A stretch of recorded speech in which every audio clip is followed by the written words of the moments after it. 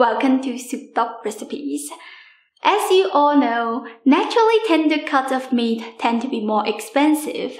Serving meat on a budget can be a challenge. Today, I'm going to talk about how to tenderize meat before cooking, which including cutting, pounding, and marinating. After watching this video, I'm sure you will cook perfectly tender meat every single time. You have probably read in recipes and heard again and again that the meat should be sliced against the grain. What exactly is the grain? It refers to the direction that the muscle fibers are aligned. In this piece of beef, you can see that the fibers run from the top to the bottom. Let me cut it into a smaller piece, then we can slice it against the grains. In this way, you shorten the fibers, which makes it easier to chew. In the opposite side, if you cut it with the grains, you can see the fibers are very long and it is quite tough. A meat tenderizer helps to break down the dense, tough muscle fibers and the proteins that bind them together. You just pound the meat until it gets a little fluffy. This technique is good for making pork chop, steak, and breaded chicken. Today, we'll talk about 3 different marinades that tenderize the meat. The first one is baking soda. Cutting and pounding affects the grain in a physical way. Baking soda breaks down the meat fiber in a chemical way. I know it sounds weird.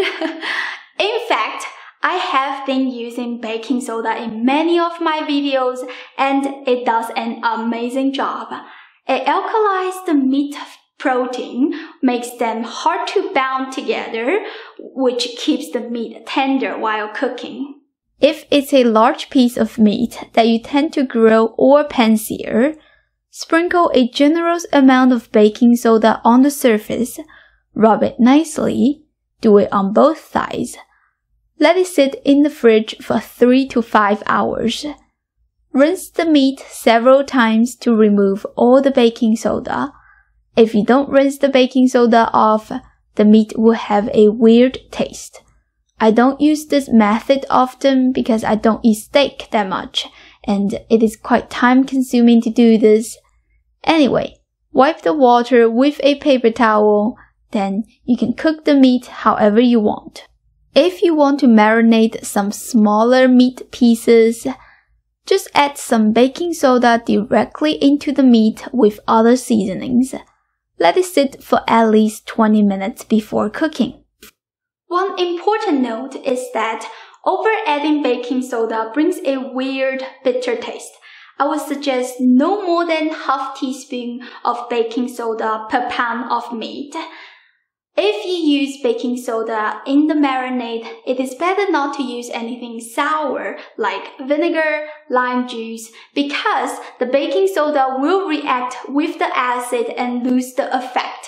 I have used baking soda in many of my recipes such as chicken stir-fried noodles, sweet and sour pork, and pepper steak.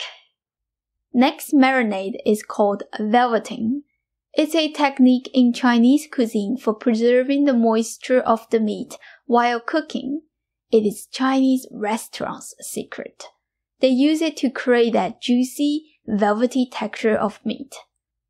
We usually pre-coat the meat with a mixture of egg white, cornstarch, some Chinese cooking wine, and other seasonings for at least 30 minutes before cooking. Then the meat can be stir-fried, which I have done it in my chicken and broccoli recipe. You can deep fry it, which I showed in my Mongolian beef recipe, or you can poach the meat. My spicy poached beef recipe is a perfect example.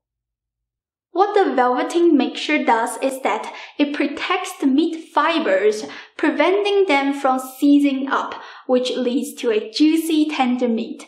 This technique gives the meat a starchy outside layer, which is perfect for recipes that have lots of sauce because then the meat can catch more flavor.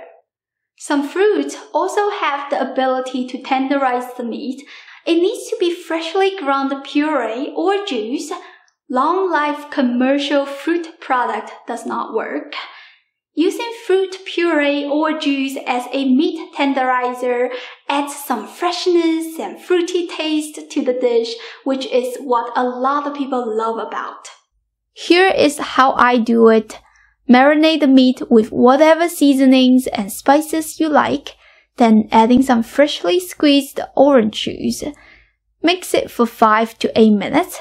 Refrigerate until you're ready to cook.